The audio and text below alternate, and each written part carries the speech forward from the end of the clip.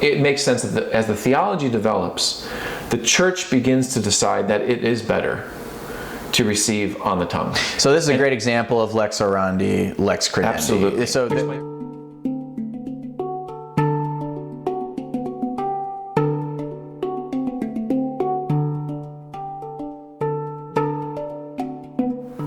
So since the 1960s, 70s, and 80s, it has been a debate in the church about communion in the hand versus on the tongue.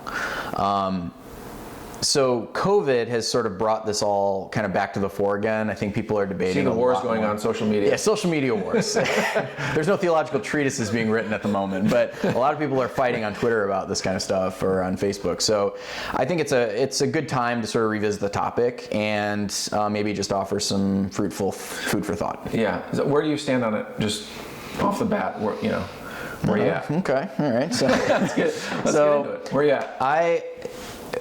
Personally, I think it's better to if everybody would receive on the tongue. I really think that it's a better practice. It lends itself to a higher reverence for the Eucharist. However, I'm not going to be against people receiving on the hand because it, as we'll maybe talk about, it is a historic practice of the church and the lawful authority the church has already. Well, let's hit on the lawful authority then. So I think in the debates you see on social media, people tend to use the fathers to their own advantage. They'll say, well, this father says that it's communion on the tongue. This early church father says it's communion in the hand, right? And so they both say, well, that's what the fathers did, so that's what we have to do, right? Yeah. But we know that the church has the final say on things, okay? I think it's important that we set the record straight on the fathers.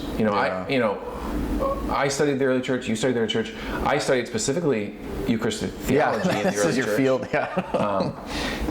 What I would like to say to theologians, to who are perhaps not theologians of the early church, maybe medieval, what I would like to say to armchair theologians, right?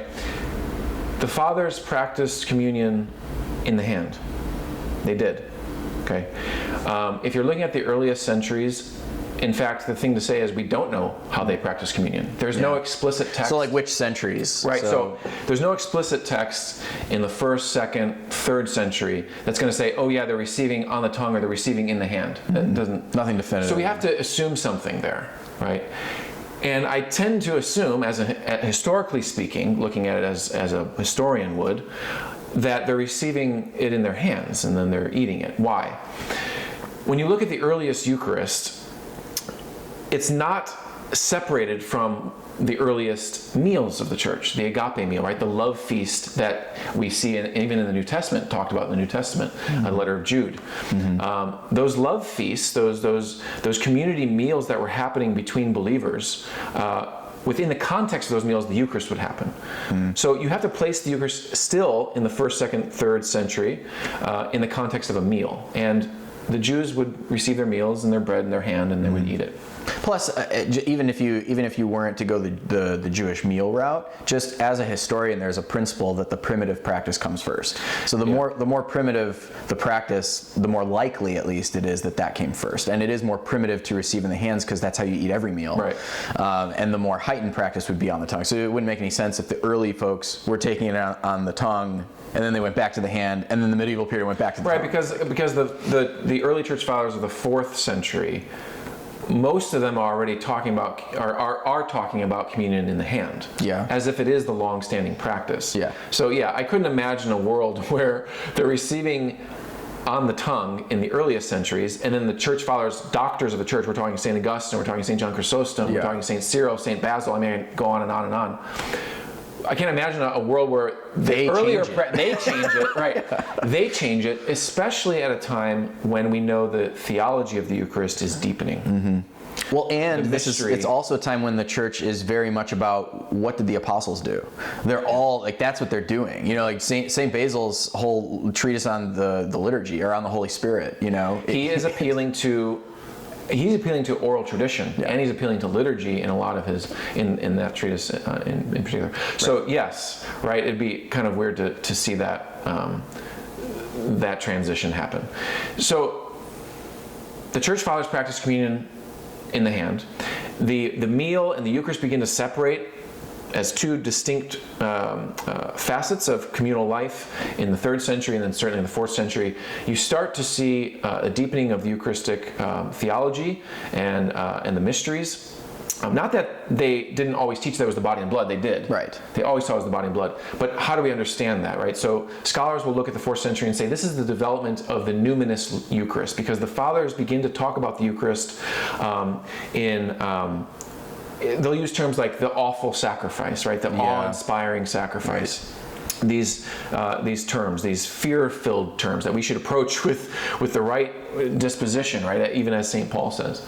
So it makes sense that as the theology develops, the Church begins to decide that it is better to receive on the tongue. So this is a great example of lex orandi, lex credendi. Absolutely. So there's a principle that comes out of the patristic era. It's called lex orandi, lex credendi. It's that the law of prayer informs the law of belief, and vice versa. Okay. So if you're doing something in the liturgy, that is automatically going to inform how you believe. And if the theology is developing on a certain thing, the liturgy is developing, the theology is developing, they're mutually informing each other. So if you change something here, it'll change something here. If you change something here, it'll change something there. It's just that it's mutually informative. So I find convincing the argument from the traditional point of view and saying that it should be communion on the tongue only because that's where the Church went.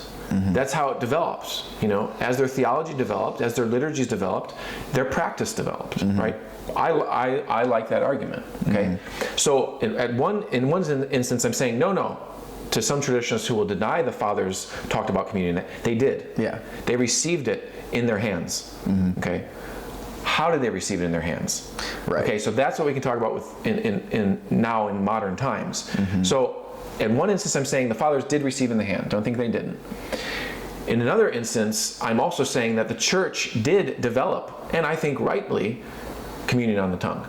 And not just in the West, but as we know, in the East as well. This is universal. Mm-hmm. That the Church began receiving on the tongue in the East with a spoon, right, together. So that happened. And the Church decided that was the proper practice. Mm-hmm. So now, we come to today.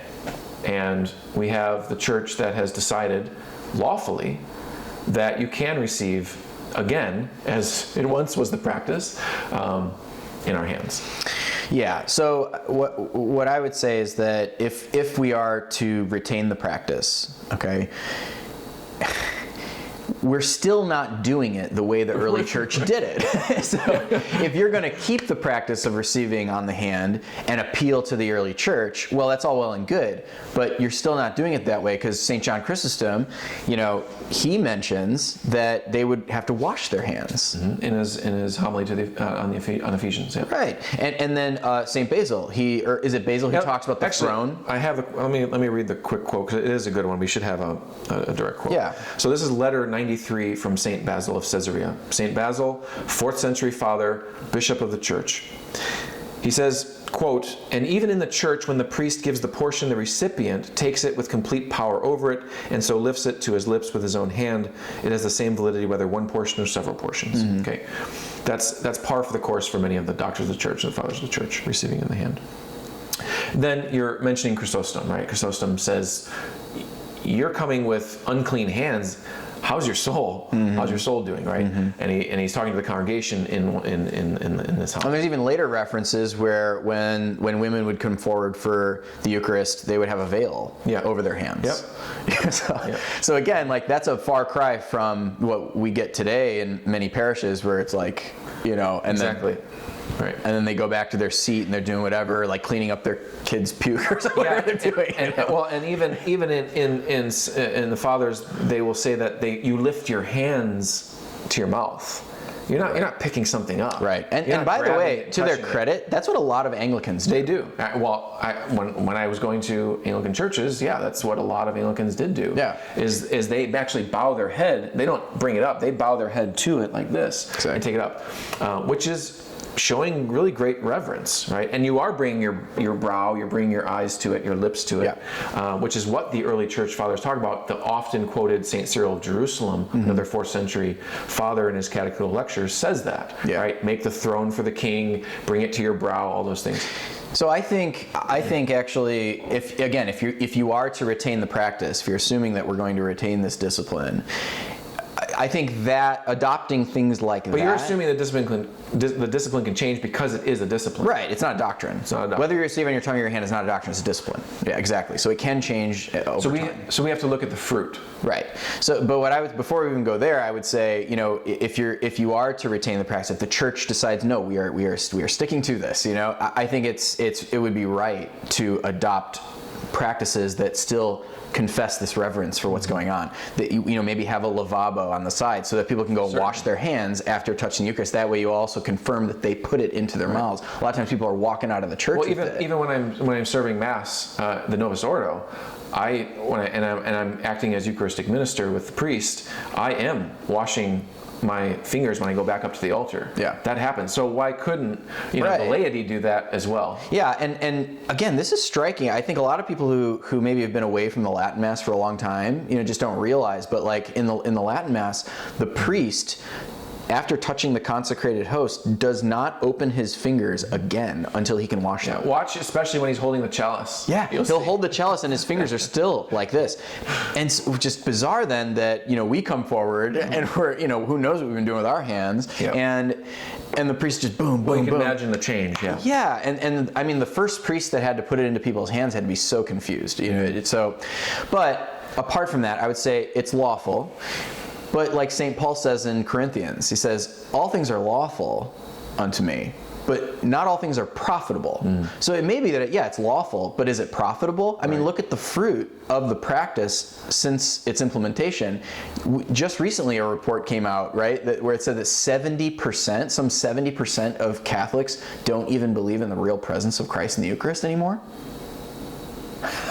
And it doesn't necessarily mean direct causation. No, right? But this is the fruit. I mean, this is the church we're living in, and we see a lot of abuse. Hey, but look, at the end of the day, we have to be apostles of common sense. I mean, if you use your common sense, you say, look, I'm going to put this host, down on the table, and then you do whatever you want with it, and then you tell me, is that the body? You think it's the body and blood of Christ? Of course, people are going to be more likely to say no. Right. But if I say, wash your hands, put your hands out as a throne to receive your Savior, bend yourself low to receive it. Now what?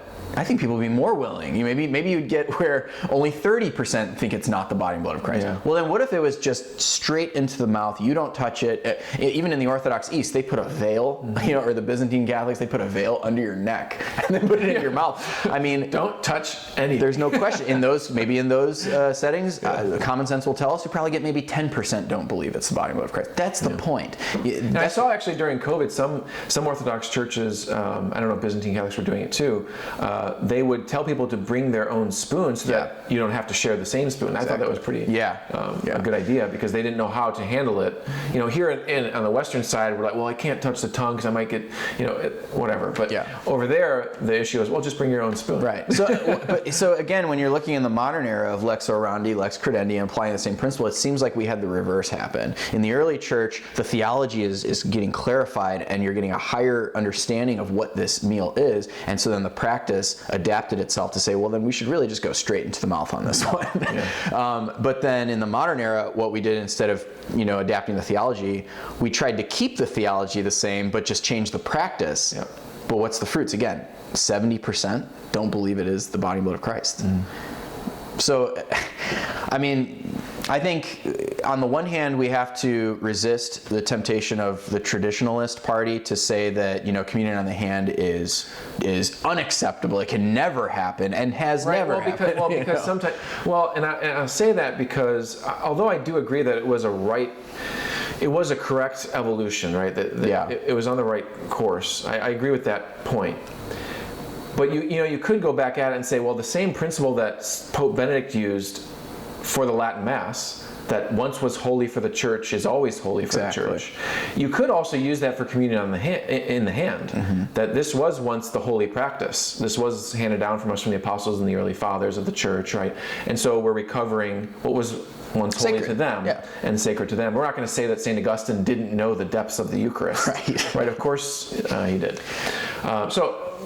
Which is why it's important, I think, to insist that we change how we're doing it. Yeah. You know, if you're going to do it, fine. It was once sacred for the church. But do it how they did it. But do it how they did it. I mean, exactly. you know, and if you're not going to do it how they did it, then communion on the tongue. Right.